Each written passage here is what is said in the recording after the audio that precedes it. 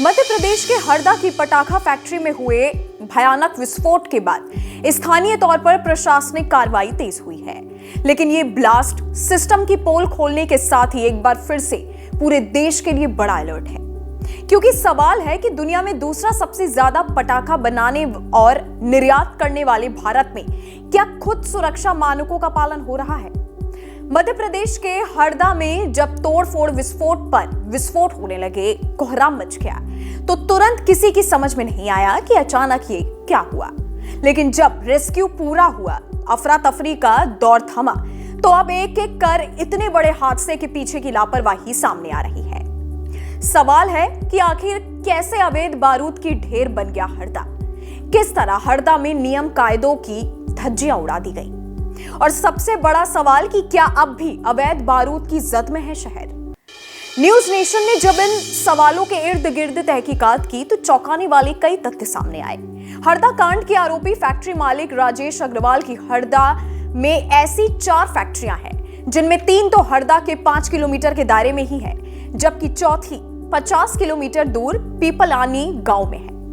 हरदा के रेहाटा वाली उसकी पटाखा फैक्ट्री में लाखों की संख्या में सुतली बम का स्टॉक खुले में पड़ा मिला, यानी यहां बारूद की ढेर बिछी थी, जिसे लेकर गांव वाले खौफ में थे। सुनसान इलाके में लेके जाइए इसको। ग्रामीण को कहना है कि इस फैक्ट्री को भी प्रशासन को शीघ्र एक्शन लेकर बंद करना चाहिए, क्योंकि हो सकता है हरदा का यह हादसा पुनः रहटाओं में भी दोहराया जा सके। क्योंकि आप देख सकते हैं किस तरह से खुले में बारूद पड़ा हुआ है और बारूद के जस्ट ऊपर से बिजली सप्लाई, बिजली की लाइन जा रही है। मैं आपको दिखा दूं, कैमरा में से चाहूंगा कि आप इसको दिखाएं एक बार। और इस पूरे लगभग 2 एकड़ के कंपाउंड में जो है बारूद बिछा हुआ है।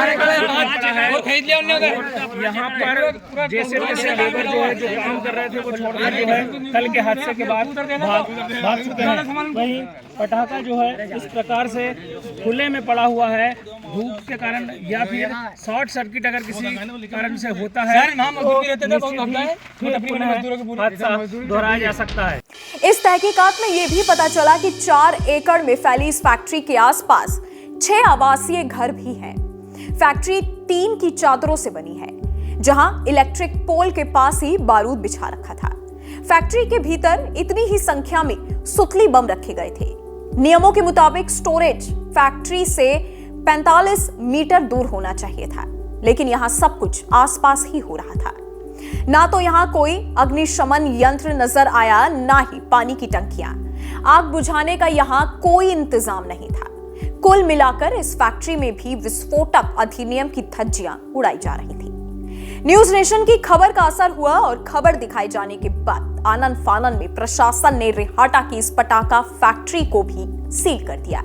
अंदर विस्फोटक सामग्री खुले में पड़ी हुई है। एक और फैक्ट्री ये थी जहां पर किसी भी तरीके का हादसा हो सकता था, जिसके चलते जो अंदर आप देख रहे हैं ये सुतली बम का ढेर है जो खुले में यहाँ पर पड़ा हुआ है। और इस सुतली बम के ढेर को पानी से भिगोने के बाद अब इसे पूरी तरह से पैकिंग का काम अंदर किया जा रहा है। और जब ये विस्फोटक सामग्री पूरी तरह से पैक हो जाएगी, उसके बाद इस फैक्ट्री को पूरी तरह से सील कर दिया जाएगा।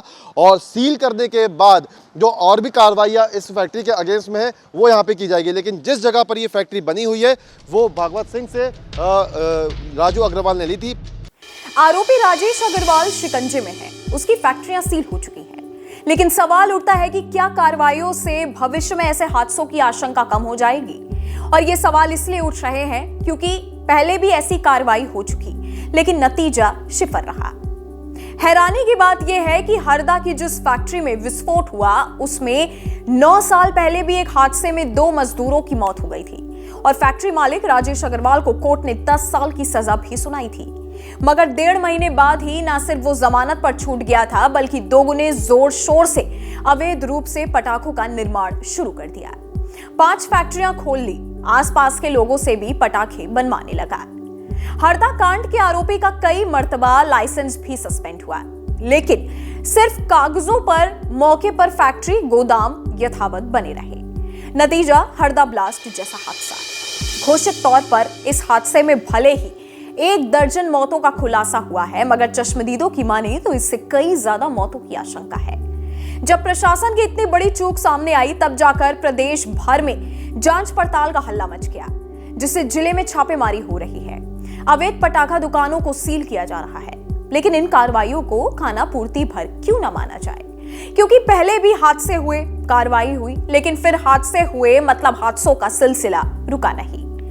आज से 9 साल पहले 12 सितंबर 2015 को एमपी के ही झाबुआ जिले में पेटलावद कस्बे में भयानक विस्फोट हुआ था, जिस हादसे में करीब 80 लोगों की जान चली गई थी।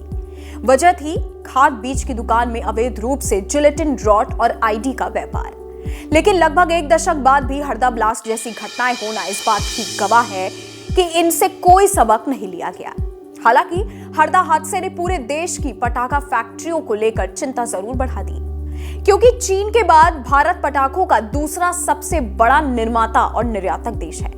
भारत में पटाखों का वार्षिक कारोबार 6,000 करोड़ रुपए से ज्यादा का है और यहाँ बनने वाले पटाखों का 85% तमिलनाडु के शिवकाशी में तैयार होता है, जहां 2011 से 2023 के बीच 196 हादसे हो चुके हैं, जिनमें 328 लोगों की जान जा चुकी है।